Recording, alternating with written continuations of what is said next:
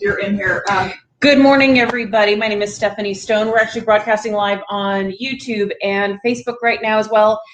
We are also live in San Antonio, Texas with some ready, willing, and eager agents to learn about winning multiple offer situations. Before I start, I want to shout out our breakfast sponsor for this morning, which is Snapshot Image Pros. They are a real estate photography company based here in San Antonio.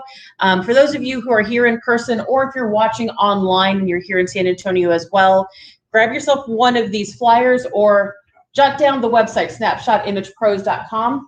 Take note of that coupon code SA10. It'll give you 10% off of your next listing photo package. Photos start at just $105 before your discount. Do green grass and blue sky touch up with every photo shoot, so you no longer have to pay extra for any of that.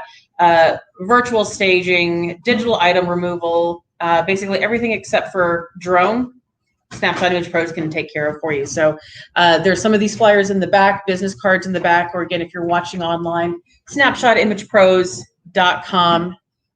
And then here is your coupon code. Coupon code SA10. So again, snapshotimagepros.com, coupon code SA10. Thank you to Snapshot Image Pros for bringing breakfast tacos for our local agents. So let's talk about winning multiple offer situations. So show of hands, who has had a buyer in the last, 90, maybe even 120 days where you came in, you thought you put in a baller offer and had to tell your clients, oh, sorry, they went with someone else? I've had one client with 3. I've had another client with 2. So yeah, so I'm in the same boat as well. No surprise to anybody, we are in a strong sellers market. Sellers are calling the shots. We have such low inventory right now. And I think I described it to someone one time as when a listing hits the market, if you have little kids or you were a little kid not too long going to Chuck E. Cheese and going in that ticket booth and just trying to grab and see what sticks. That's what it feels like being on the buyer side. As listing hits the market, cool, it hit the market 15 minutes ago. You want to go see it tomorrow? Great. There's already 15 other showings and they've got 3 offers and we've got to get something in by 7 o'clock. It's stressful. It's stressful for us and it's stressful for our buyers. So we're going to talk about how to mitigate some of that stress and how to position your client in the best way possible to have your offer stand out. Can I guarantee that you're going to win every offer? Probably not. But can I guarantee that it's going to be an easier process? Your clients are going to have a better time understanding the process and you're going to have a better chance of your offer getting noticed? Yes, absolutely. So here's what we're going to talk about today. So we're going to talk about what to do before you submit an offer. We're going to talk about how to prepare your buyers. And if I teach you nothing else, preparing your buyers for multiple offer situations is probably the biggest piece of advice and the best thing that I can teach you today. We're going to talk about what do sellers want. So getting into the mind of a seller, whether you've had a listing before or never had a listing and only worked on the buyer side, or maybe this is your first foray into real estate, but we're going to talk about what sellers are looking for so you can speak that language when it comes to putting your offer in. When it comes to putting together your offer for multiple offers, it's not just about the Benjamins. We think that whoever can throw the most amount of money at a deal is going to win each and every time. And as someone who works both with buyers and sellers, that isn't the case. So we'll talk about the things that you can do, the advice that you can give your buyers that has nothing to do with how much cash they can scrape together to throw at a homeowner. And then we're going to talk about submitting those offers and some of the follow-up that you can do to, again, make sure that your client is positioned in the best way possible. So let's talk about what to do before you submit an offer. Now, this is a great checklist, whether it's a multiple offer situation or not. But when you're in multiple offer situation, the name of the game is getting as much information as you possibly can before that offer hits that listing agent's desk. So I always recommend, again, multiple offer or not, you're going to want to connect with the listing agent. Build a little rapport. The more that you can kind of stand out as this is someone who's going to be good to work with, not to say that they're going to tell their client, hey, you know what, Stephanie Stone is a joy and a delight, and so you should pick her client's offer because it's going to be an easy process. But the more that you can go, hey, we're speaking the same language. Our goal, my goal for my client and your goal for your client, it's the same. We're going to get there together. The more that they're going to remember you, the more that they're going to keep you in the loop if anything changes, and the more that they're going to give you information. Ask if other offers are on the table. It seems so basic, but I've seen so many times, not even just with the agents that I work with, but all those real estate agent Facebook groups that drive us crazy of, man, my client lost out on another offer. We submitted it and I found out that there was multiple offers, and I want to go, dumb, you didn't bother to ask first. So knowing if you're in a multiple offer situation will give you that advice on, okay, what can I do? What should I do? And how should I prepare myself, my buyer, and that listing agent? I always ask an agent, whether they tell me if there's multiple offers or not, hey, you know what? I think my clients are really interested in this property. We got 1 or 2 more to look at. Would you do me a solid? Because we've had this little 5-minute conversation and joke about real estate for 5 minutes. Hey, if anything else comes in, let me know right away. Let me know if that timeline changed. Let me know if there's anything that we need to do to meet your seller's expectations. So let me know if another offer comes in. Again, if we're in a multiple offer, hey, we've got 2 offers. Great. I'm going to get with my clients real quick. I'll let you know if we're going to submit. But hey, if anything else comes in, let me know. And 9 times out of 10, they're going to do that solid if you've connected with them first and built that rapport. Let them know that you'll likely have an offer to them and that you'll text them once submitted. Again, you're making their job that much easier. They don't have to come back to you. Hey, so is your client going to submit an offer or what? No, let me get with my client. I'll let them know about this multiple offer situation. I'll coach them on what we need to do, because I know this is going to be a quick decision for your sellers. And the moment I send over that offer, I'll send you a text message to confirm. Do me a favor and let me know that you got my text when we submit that offer. Again, you're building that team between you and the listing agent. And then last but not least, find out when that client will be deciding whether it's multiple offers or not. Hey, we're going to be sending out an offer this afternoon. If we get you that offer by 4 p.m., when do you think your clients are going to decide? That way, again, you can let your clients know, hey, they're going to wait till after the weekend. And no, it's Friday. No, just hit the market. We're coming in first, but first doesn't matter. They've already told me they're going to wait till Monday. So let's go look at other properties in the meantime, just to make sure that we have a backup plan just in case. So if you can come with this information to your buyers, they're going to feel part of the process. They're going to feel empowered that not only are you informing them of what's going on, but you're doing everything that you need to do to stay informed about what that seller and that listing agent are looking to do. And again, you and your buyer now become a unified front and are that much more prepared than all of those other agents who are just like, we saw a house, we submitted an offer, we had no idea if there was multiple offers or not. We're just throwing things at the wall and see what sticks. So let's talk about how to prepare your buyers. Now, like I said, if there's nothing else that I teach you today, if I can teach you how to prepare your buyers, it's going to make it that much easier for you and that much easier for your buyer. So multiple offer situations are stressful for you, stressful for them. The only people that it's not stressful for are the homeowners that are just seeing dollar signs rolling through. They feel like the most popular girl in school getting asked to prom. So we know that the name of the game is mitigating that stress. And the way to mitigate that stress is to make them feel that they are at least somewhat in control of the process. So reminding them that this is a one and done. What do I mean by that? What I mean by that is this is not the time to go, well, let's ask them if they'll do blank and see what they say. Cool. What are they going to say? Yes or no? That's it. There is no second chance. What was that gum commercial? You only have one chance to make a first impression. That's what we're dealing with here. There is no negotiation. You've got to come in with that offer that is going to make you and them say yes, because they're not going to come back and go, well, we like this, but we don't like this. They're either going to go, we like your offer or we don't. We picked one and it was yours or it was somebody else's. Going over with your buyers what they want and what they need. Now we try to do this most times. We have those buyers that are, my budget's $120,000 and I want a pool and a 6-car garage. We deal with those wants and needs all the time. If you've watched House Hunters for a half a minute, he trains gerbils and she's an underwater basket weaver and their budget is 3.2 million. Those aren't real buyers. We're dealing with folks who have to weigh their wants over their needs. And no time is that more important than when we're dealing in a multiple offer situation.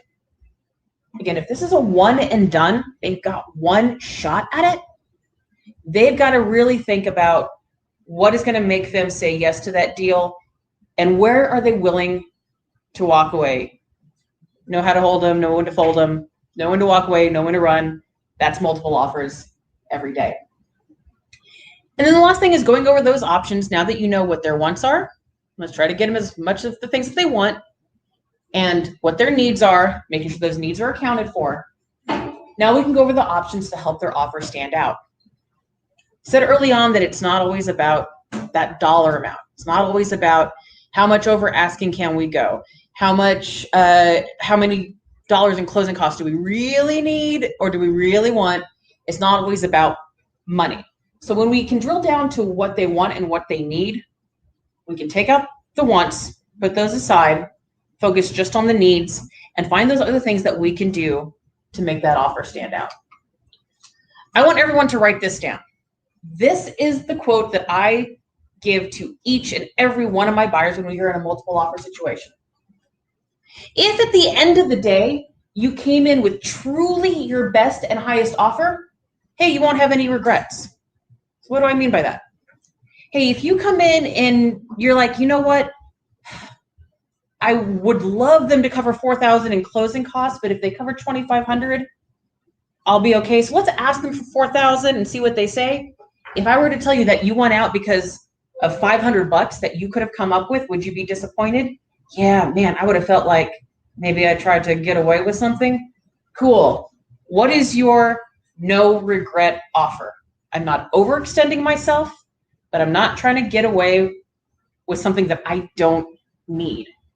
So at the end of the day, if you came in with truly your best and highest offer, Mr. and Mrs. Homebuyer, you're not going to have any regrets because you know that you're not pushing yourself to do something that you just don't feel comfortable doing.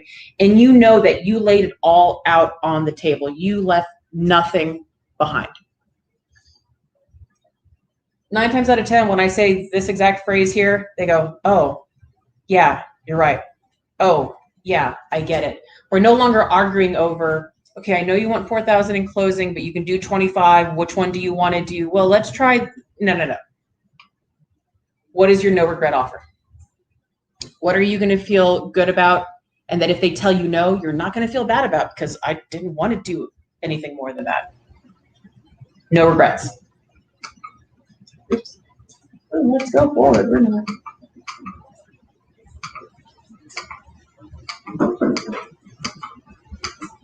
So let's talk about what sellers want. So you want to help your buyers in multiple offer situations. Knowing the mind of a seller is paramount. So at the end of the day, every seller is looking to make the most, or maybe in some cases lose the least amount of money from the sale of their property with as little hassle and time spent as possible to get the house sold. So this top part,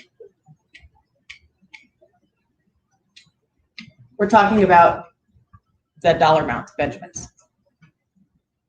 Hassle, stress, risk has nothing to do with the dollar amount. The risk that a homeowner or a home seller takes by accepting an offer most of the time has zero to do with any dollar amount that you're going to put on that offer.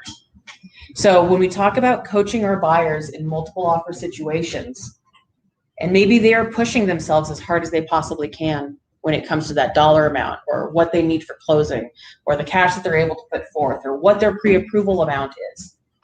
That's a fixed ceiling. So what else can we do to speak that second half of that statement to a homeowner? The shortest time plus the biggest profit minus the biggest risk is a win for a seller. They want to make as much money as possible. They want to walk away with as much money as possible. But they don't want to have to wait 10, 12 days to find out that a buyer's got cold feet. They don't want to have to wait 23 days to find out that that buyer didn't get financing. They don't want to have to wait 28, sometimes 29 days with how long appraisals are taking to find out that their house didn't appraise. So hopefully they have a good enough listing agent on the other side to go, cool, Justin's client's offers coming in at value, no closing costs, but you know what? They're going to do a real short option period. They've got a 15-day financing addendum. And Mark's client, yeah, they're going to offer $5,000 more, but when I ran comps, man, we're getting full asking price. There's less risk. So the more that we can mitigate a homeowner's risk and still make our buyer's offer stand out, that's going to be a win for the seller. And again, assuming that they have a halfway decent listing agent that can explain all the points of an offer, the better chance your client has to win that offer regardless of that price. So like I mentioned, it's not just about the Benjamins. It's not just about that dollar amount.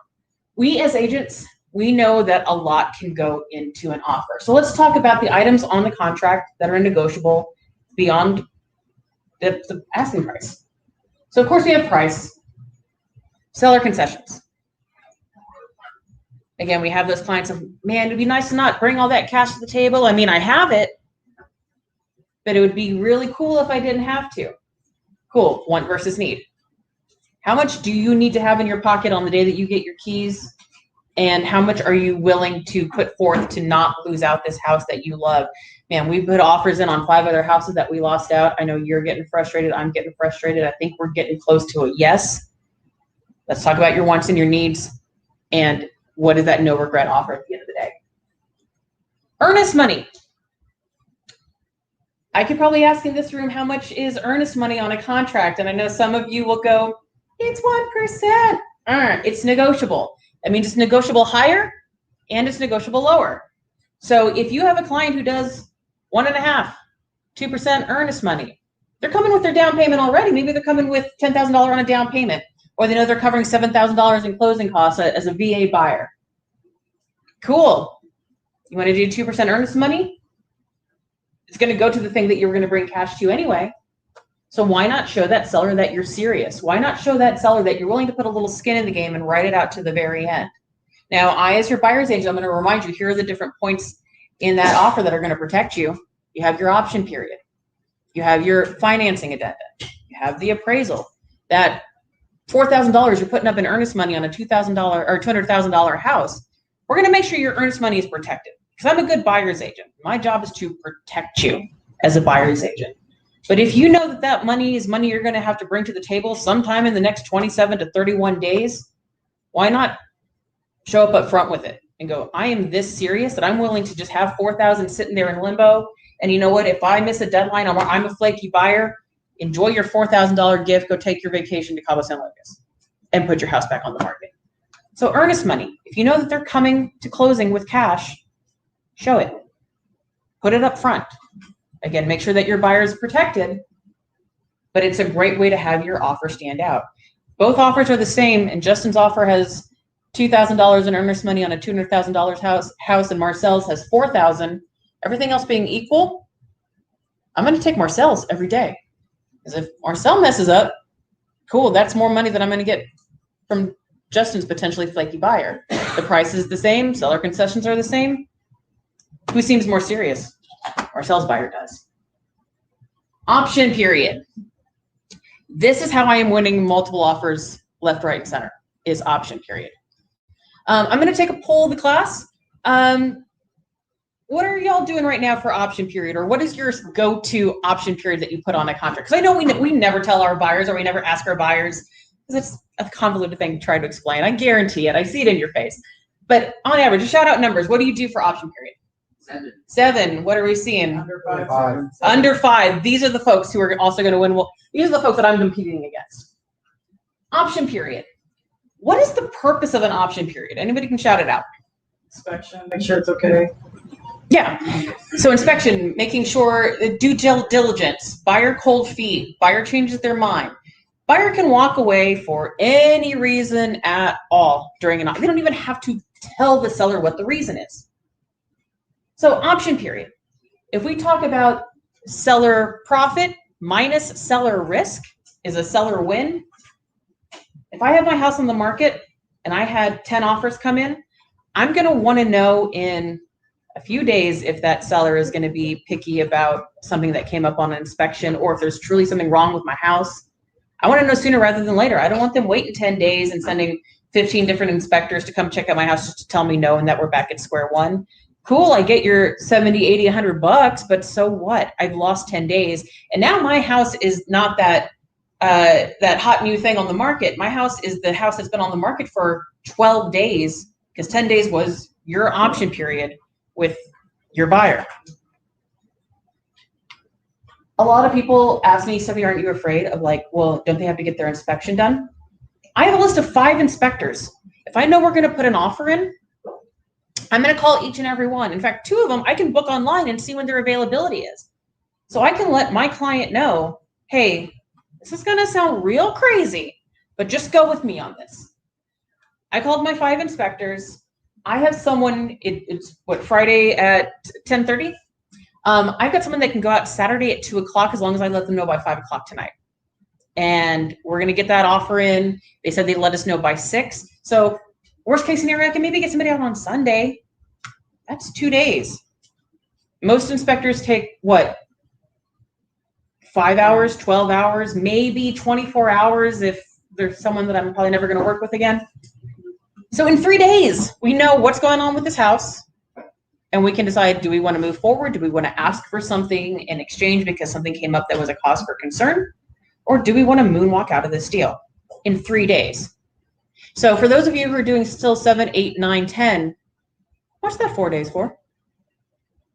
Is that 4 days turning a seller off because someone like me and these 2 gentlemen here and Mel are going, 4 days? Sound good? We'll let you know in 4 days if you're going to have to put your house on the market. Again, if my offer is the same as Mark's offer and his is a 7-day option and mine is a 4-day option, and I've done my due diligence as a buyer's agent and called those inspectors, hey, I may need a quick turnaround. What's your schedule look like for this weekend? Hey, when's the soonest, if I let you know by 6 o'clock tonight, when's the soonest you can go out? Or, hey, inspector with the online, ooh, I see you've got a Saturday at 2, 4, a Sunday at 9 a.m. Oh yeah, we've got appointments out the wazoo that we can snag. If it's truly about that inspection, then make it truly about the inspection, which is 48-hour turnaround, even in worst case scenario. So think about that option period. This, again, like I said, is the thing that I'm probably doing the most that a lot of agents aren't to try to get those offers to stand out. We can always extend option period. Hey, something came up in the inspection. Man, my clients are concerned about the roof. We can get a roofer out day after tomorrow. Can we extend option for a couple more days to just get that extra time? If not, cool, we'll go find another house. But you already shown like, hey, we put in a good amount of earnest money. We've already paid for that inspection. We've already done our due diligence, reaching out to that roofer or that HVAC or that structural engineer for those big ticket items. Can we have like just one more day, or do you want to put it back on the market and have 10 people come back through and you got to do this whole thing over again? Asking for an extra day or 2 isn't the worst thing in the world. Closing date. Now, when it comes to closing date, the ones who are really kind of in control of this are our lenders, unless you have a cash buyer. So building a great rapport with a lender, if you don't have a go-to lender, get you one who is great at communication, who is diligent with their work, who stays on top of things without us having to remind them.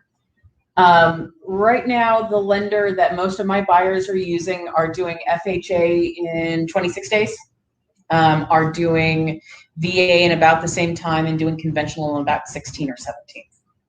So this date is a lot of times like we see like option period. Everyone goes 10 days. That's just option period, 10 days. Closing date, 30 days. That's just 30 days. No, find out what your options are. Find out what you can offer on behalf of your buyer to make their offer stand out. Again, everything equal. I say I can close in 26 days. Vilma says her client can close in 30 or 31 days, or they really want to close on a Friday, so that Friday is 33 days. Because if we close in 30 days, that's a Tuesday and they can't get up. No. What can make your offer stand out? Closing date. Survey. So we all have that, was it page 2 of the contract that goes, okay, who's going to pay for the new survey? Seller has a T47, da da da da da. This one is kind of a gamble. I'm a gambling woman. If they have a T47 and the house was built in 2015 and they haven't done anything to the house, and I pull up those photos on MLS from when it sold in 2015, and it's the same fence and the rooms are the same, the floor plan is the same, 999,000 times out of a million, if that survey's gonna stick. So if my buyer's willing to go in that weird situation where maybe the survey doesn't stick on that 6-year-old house, we'll pay the $425 for a survey, because we believe, you know what, this is a mitigated risk. And if that $425 make that nobody's really having to come up with, and chances are no one is going to have to come up with because the seller has that survey, cool, I'll roll those bones. And you know what, probably is the buyer's agent the one time out of a million that it comes up, hey, there's your closing gift, you know, if you're really that stressed out about it. So if you feel that property and you pull it up on MLS and it looks the same as it did before, and they have their T47 and they have a copy of their survey, or they're willing to provide it in due course, something comes up, we'll pay for the new survey. No harm, no foul. Again, biggest profit minus the risk is a seller win. Do you think that them not having to risk of, man, I don't want to have to pay for a new survey? We haven't done anything. Why are we getting potentially penalized? Why are we getting called out on a survey? Cool, let's mitigate that seller risk. Let's take care of that survey for our buyers. Again, it is a risk. I'm not going to say that every time that T47 is going to stick, but it is so rare. And the more that you are just around properties and can take a look, and like, again, house built 2015, KB home, the fence is the same, the floor plan is the same, they ain't done anything to it. What's changed? Why would the survey be any different? Title insurance. Most of the time, the sellers pay for that title insurance. If I'm going to ask for anything extra, I'm going to ask for that title insurance because it can be pricey. But if your client has cash, I would rather have my client cover more in terms of closing costs than come up at asking price. Reason being, for $1,000 short on that appraisal, now that seller is either going to have to lower the price, or if they're FHA or VA, that appraisal is going to stick for the next 180 days. So if we can go, hey, we are giving you bigger profit, not with the risk of your appraisal, but by covering title insurance that normally a seller covers, that when we weren't in our big sellers market, we were just clicking that box left and right, not even thinking about it. Who pays for it? Seller, seller, seller, seller, seller. So if your client has cash, hey, we could cover this closing cost, make your offer stand out a little bit more. We're not adding risk to the seller because we're not asking them to change that offer price. We're not offering an extra $1,000 at purchase, but we're giving them an extra $1,000 in their back pocket because we're going to cover that title insurance. So again, this isn't for every buyer. We know folks want closing costs, folks want cash in pocket, they need to buy the new appliances, they need to buy their furniture, they want to knock down that wall, they want to repaint, we get it. But if it's, hey, I could offer more, or I could do XYZ, how do you feel about covering title insurance? It's about $1,300, something like that.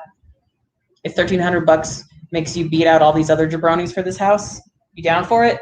Cool, let's do it. Home warranty. We love getting home warranties for our buyers. Again, that's another thing that we just put in a box. We don't even check to see what home warranties are going for. We have that number that we've been using for the last 3 or 4 years, and just bing, 550, 475, whatever that number is from the last time we went to a luncheon and learned with the home warranty rep. Home warranties make great closing gifts. If you as an agent, you have a client who's buying a $350,000 house and you're like, ooh, here comes my $9,000 payday.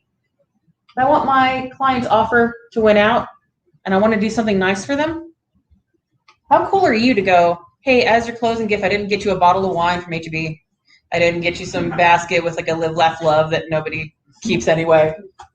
I got all of your appliances and fixtures and your HVAC covered for the next year on me. That's my gift. I bought you peace of mind. Number one, that's $550 or whatever that seller isn't losing out on. And now you just bought $550 of goodwill and advertising for that buyer. You are the hero. Wow, you got me all that. And it cost how much? Oh my goodness, I don't have to worry about this, that, and the other thing for a year. Cool. It's also really great when inspection comes up. Yeah, like, I mean, the HVAC is working. It's blowing a little bit off temperature. You know what? I was going to keep it a secret and you're a little surprised at closing day, but I'm going to get you a home warranty. Because we didn't ask for it on the contract, but I'm going to get you a home warranty, and here's what the home warranty covers. Does that make you feel a little bit better about the house? What do we want to ask for in terms of repairs? Or is this now a big deal because you know that your home warranty is going to cover it? So home warranty, don't just default to the things that you used to ask for a year ago, because we are not in a market that we were in a year ago. Think about the things that you can do to, again, biggest profit for the seller, least amount of risk, and having your buyers love you at the end of the day. And then the last one, and this kind of is kind of the other side of that closing date, is that deadline for buyer financing. Generally, we were doing 21 days on that third-party financing addendum all day long. I'm down to 16, 17 days.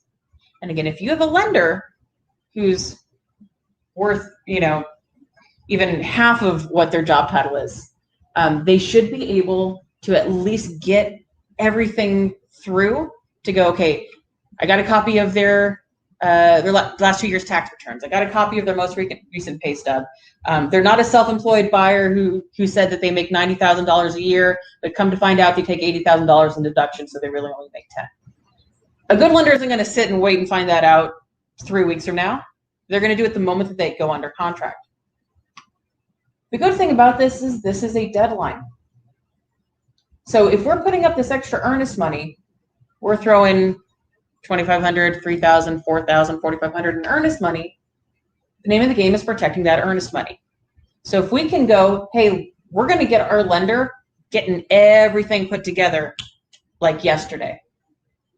And if we don't know that this is a surefire deal, you best believe I'm going to have it on my calendar when that deadline is. Hey, lender, we're 2 days away from the financing. Like, how are we looking? Are we looking okay? Is there anything like that I should know about that you're concerned about? Are you going, I'm trying to see if we can get an exception? Cool. That's the time to have a good conversation with your buyer, because at the end of the day, you've done everything right. You've got your seller to say yes. You've got to make sure that this part's protected. Make sure that you're not over-promising and under-delivering when it comes to your buyer. Your only loyalty is to your buyer, making sure that they are protected, make sure that they have what they need along this process. So other than really the top two, none of these cost your buyer, or title insurance, none of these cost your buyer any more than an offer with a 10-day option period. Okay, maybe it costs, actually it saves them maybe $50, so they've gone 5-day versus 10-day. The closing date, okay, maybe an extra 2 days of interest, an extra $11 in closing costs. The survey, chances are it's not going to be an issue. Home warranty, they weren't going to pay for anyway. Maybe we give it to them as a closing gift. So all of these things have nothing to do with what can my buyer afford. And my buyer can't afford to go $15,000 over asking price. But we can get an inspector out in 3 days. We can close in 25 days. You want to wait 30 days to find out that their financing fell through, or do you want to wait 17 days, homeowner? Mitigating risk. That's what it's all about. Mitigating risk for your buyer, but also mitigating risk for that homeowner. Does this make sense? Questions on any of these before we talk about what to do from here?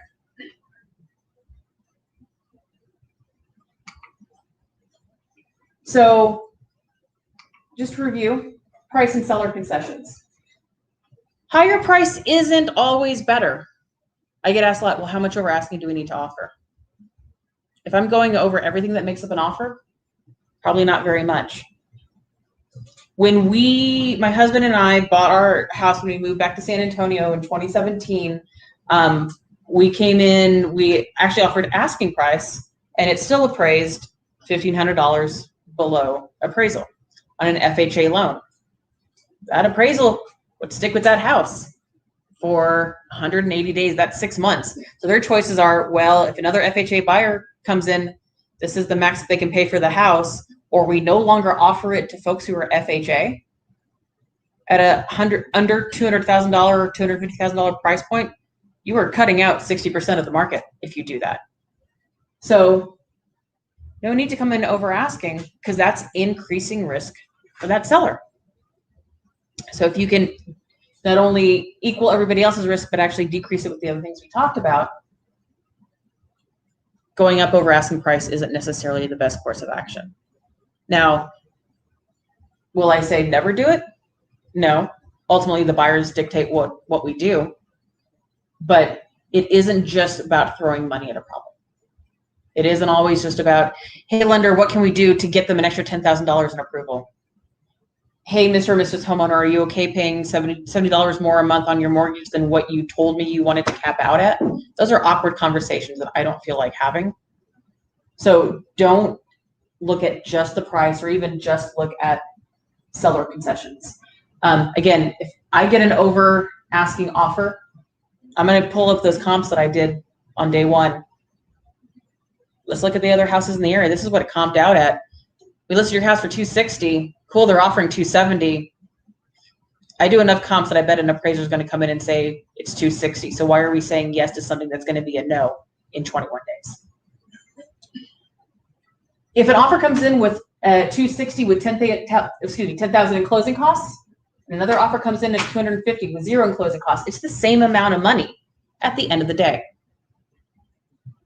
The first one is more risk. The more risk for the same amount of payday. So we used to use the trick of, well, my client wants $7,000 in closing, so I'm going to come in $7,000 over and hope that they say yes. Folks are coming in with more cash for closing costs. So that first option no longer works. Sellers and listing agents are wise to it. Well, now we're going to be back to square one in 21 days when that appraisal comes in. Talk a little bit about title insurance. So a seller paid title insurance can equal an extra, a buyer paid title insurance can equal an extra $800 to $1,000 for the seller. Again, if your client has cash to cover all of their closing and their down payment, covering this part of the closing costs can make that offer stand out. If you have a buyer who's interested in paying closing costs, call the title company. If you're going to play nice and use the seller's title company, hey, Stewart Title, hey, Independence Title, hey, My Title Company, which is actually a title company here in town, with the most easy to understand name. Hey, My Title Company, hey, what is the cost of the title insurance for that file that you have at 123 Fake Street?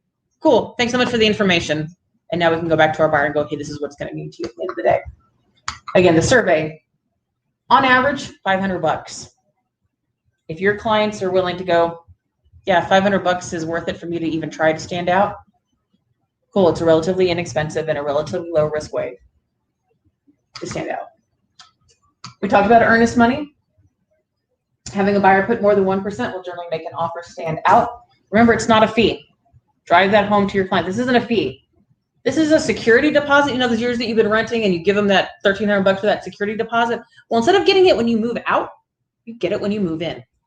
So that down payment, it's closing costs, all that stuff that we're talking about, they're just going to deduct that. But hey, here's what protects you along the way. If anything goes wonky, we're going to get your earnest money back. Cool? Cool. You're going to have to bring $7,000 to the table. So why not put, I don't know, $3,500? Because everyone else is going to be putting $2,000. You're going to have that. You need to have that money in your bank anyway. You have it in your bank, right? Because if you didn't, we can't even do this deal. Cool. Let's put that on the contract. Again, we talked about option period. And again, this 3 to 5 days has been shortening. We just closed yesterday on a 4-day option period.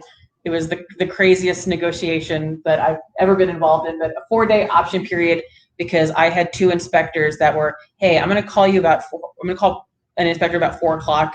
If I call you at 4, can you go out tomorrow? Yeah, cool. Hey, call and let me know if you get busy. Just like we ask sellers, hey, let me know if another offer comes in. Hey, inspector, my dude, let me know if you get real busy just so I can make sure I've got someone on reserve. So 3 to 5 days, do not fear, or generally expecting to go out in 3 to 5 days. Again, this is now 2 to 3 days. So my 6 or 7 has now become 4 and 5. Just standard practice, especially in multiple offers.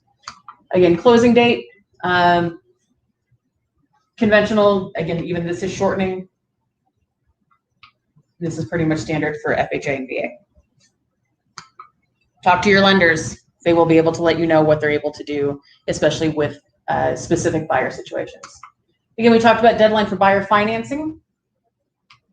Most lenders get what they need, 70 to 20 days. Again, we are starting to see that shorten. Usually 16 is my go-to right now. Are you hitting that though? Uh-huh. We had one that we didn't, and the situation was a buyer who works in the oil field. So we were having issues getting an exception for the occupancy rule, even though he doesn't own a property or even rent a property when he's out in the oil field for 20 days. But technically on paper, he's here for 10 days. Such a weird outlier situation that it took me that long to explain what it was. But for the most part, and again, you've got to have a good lender who knows what they're doing and is aggressive. Especially if we're looking at houses and we've already lost out on 2 or 3 offers, my buyer should have already gotten tax returns, 1099s or W-9s or whatever documents from the get-go. So chances are that lender already has most of what they need. And it would just be like, oops, we found a weird surprise because of XYZ. And then we have that financing deadline. And on that one that I was talking about with the oil field trying to get the occupancy exception, hey, seller's agent, look, I know we're going to do it in 16. We're going to need a couple more days. Are you cool with it? Let me know. Because the last thing I'm going to let happen is my client lose that $3,500 in earnest money that they put down. But we're almost at the finish line. In fact, I'm going to loop in the lender on a text message with us so that way if you have any questions for the lender, you can see that we're not just trying to like pull a fast one or just delay things. And then if they go no, then I go, hey, buyer, so here's where we're at. We know we have this weird surprise that we weren't expecting. I'm trying to get the seller to give us a few more days for your financing because that's the only way that I can protect your earnest money. They're saying no. I haven't had anybody say no, but hey, they said no, flat out no, I don't even want to hear it. Here's your options. Put your earnest money at risk, or I can get your earnest money back, but I need to know by 5 p.m. tomorrow. Which way do you want to go? Because at the end of the day, if they're protected, that's the most important thing. And if they had put 21 days and that was the deciding factor of why a seller said no or went with another offer, we would be where we are anyway. Again, home warranty. I've got a home warranty company that does really great coverage for $399, and I'm going up from there. So $400 to $500 makes a great closing gift. And again, $400 to $500. Not only is that more money in that seller's pocket, but it also shows, hey, they're not here to like try to grab every little nickel and dime that they can. They're serious, and they're willing to put in a little bit of risk as a buyer. So we as the seller, cool, we're going to write out that risk. Again, bottom line, have your buyers put forth an offer that's within their means. Again, I'm never going to push anybody. Stephanie, I do not want to pay more than $1,700. I don't even want to pay $1,700 and a penny. Like we're pushing it $1,700. So I'm never going to go, so $1,750 sound good? Again, then it sounds like I'm not listening to them. So I'm never going to push someone outside of their means. But I'm also going to eliminate as many risks for the seller as possible. Those things that are within the realm of what a buyer is comfortable with that most buyers don't think about. And truth be told, that most buyers' agents don't think about. I guarantee, there's 12,000 agents here in San Antonio. I guarantee at least half of them are still 10-day option, 1% earnest. I do a lot of training, and sometimes we talk about like just contract stuff. And I go, how much is earnest money? 1%. Because they're not even willing to think of anything else. How long is option period? 10 days. How much does it cost? $10 a day. It's not the right answer. It's whatever is negotiated. So you put your negotiating hat on. What can you negotiate for your buyer that's going to make a seller go, that one's just a little bit better? Or we're going to get our money faster. Or, man, I think our roof's okay, but we had that hailstorm 3 years ago, and I don't know about that roofer. I don't want to wait 10 days to find out that our roof sucks. So, again, limiting risk for the seller, putting forth an offer that will not push your client beyond their means. That means not going over asking price or having them ask mom and dad for money for closing costs. That's a win-win situation. It's a win for your buyer. and it's a win for your seller. So let's talk about, you wrote up your offer, you did your kind of your pre-offer stuff of, hey Bob, this is Justin with eXp Realty. Hey, how's it going? Oh my God, like it's crazy out there, right? I saw that you had 15 showings. Yeah, I mean, man, we had to squeeze in for that 15 minutes that we could get there because everything else on showing time was blocked out. Man, congratulations, great job on this listing. Hey, well, I got your attention. Do you have any offers on the property yet? I'm assuming so. I mean, because man, you had 15 showings in the last 6 hours. There's cars waiting for me to leave so they could bring their clients in. Do you have anything yet? Cool, you've got 3 offers. Awesome. My clients love this house, man. And we're going to write up a gold star offer for you. When do I need to get that in by? 6 o'clock tonight? No problem. I got my laptop with me. We're just going to sit at the hood of my car. We're going to write this thing up. If I get you that offer by 6 p.m., are your clients going to be deciding tonight? When can we hear back? Because my clients need to get under contract quickly. They are ready. They're willing. They're able. They're going to come in aggressive. But if it's not going to work, I need to know if I'm going to show them houses tomorrow. Oh, cool. 8 a.m.? Yeah, I think that'll work for everybody. Hey, I know you've got 3 already. If anything else comes in, shoot me a text. I mean, this is my cell phone. Just let me know. Awesome. Hey, I hope we can work together on this, Bob. Great. Have a great day. You did your pre-offer stuff. You built that rapport. You submit the offer. In my email, I always point out the highlights. So, hey, Bob, here's the offer at 123 Fake Street. I told you my clients want to come in aggressive, so we are coming in at full asking price, no seller concessions. We've already called a few inspectors, and they can come out as soon as tomorrow or Sunday. So we're only going to do a 5-day option period. In addition to that, my clients are going to put 2% of earnest money down. So go over the things that are those gold star items that you've included in the offer. If they're getting 3, 5, 7, 10, 17 offers, having this little cheat sheet of, oh, I need to remember to mention this to my seller, it's going to stand out because they're looking at 10, 12 pages per offer. Point out the highlights. Hey, my client's also gotten pretty much everything that the lender needs. So the lender says we can close in 26 days. So this is going to be their closing date.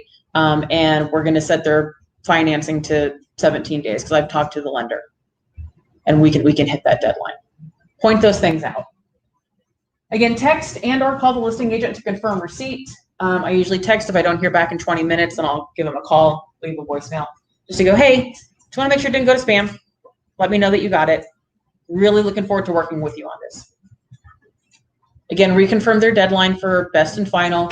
Hey, when we talked on the phone, you said that you're going to close off offers by 6 o'clock tonight and 8 o'clock in the morning is when we're going to hear back. Looking forward to hearing from you tomorrow by 8:30. Allow some time after the best and final deadline because that seller may go, oh man, damn, we've got a lot to think about. So at 8:31, don't be blowing up that agent's phone. But, give it a few hours. I usually allow like 12 hours after that best and final deadline, especially if I don't know when they're going to come in and make that decision. And then most importantly, keep your clients in the loop. Hey, send over your offer. Hey, just got confirmation from that listing agent that they saw the offer. They're still going to be presenting everything to their seller at 6 o'clock. Hey, it's 8 o'clock. We should be hearing soon on what they decided. I'll let you know as soon as I heard anything.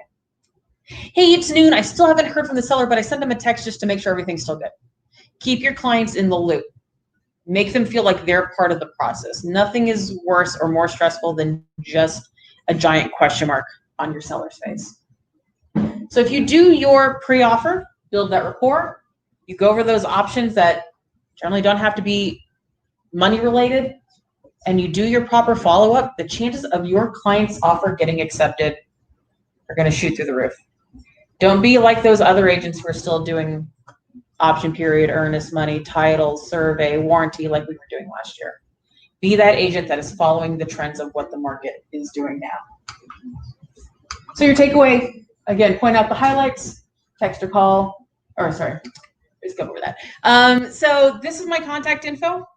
Take this down if you have questions on multiple offers or you have a client who's up against a multiple offer and you're like, hey, Steph, so I'm about to submit this offer. I took the ideas that you had. Can I run this by you? I'm an open book. Got my email, got my cell phone.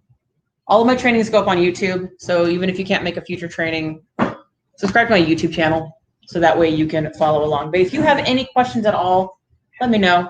I am here to help regardless of brokerage, regardless of where you're at in your career. It's my favorite thing about real estate is not selling real estate and watching other people sell real estate. I love it. Questions on multiple offer situations before I force you to eat the rest of my breakfast tacos and send you on your way to get more clients under contract. Was this helpful? Very. Good. Good. So I hope you took plenty of notes. Again, this will be on my YouTube channel in about an hour. So if you want to come back and rewatch it or go, what did she say about title and survey? You'll have that available for you, both for the folks who are watching online. We have 30 people watching online right now, and the 15 or so folks here in the room. So you'll have access to this later on. Feel free to share the video with anybody who couldn't make it or had some other prior commitment. It'll be available for watch from here on out. But if there's no other questions, again, I want to thank everyone for coming today. I want to thank everybody who popped in online on Facebook and YouTube Live. Again, don't forget Snapshot Image Pros for all of your real estate photography needs. There's some flyers in the back with the coupon code. If you're watching online, it'll be down in the comments on the YouTube stream. But Snapshot Image Pros, and then it is SA10 for San Antonio 10 for your 10% discount on your next listing package. Thank you so much for coming. Go out and sell real estate. So, very quick.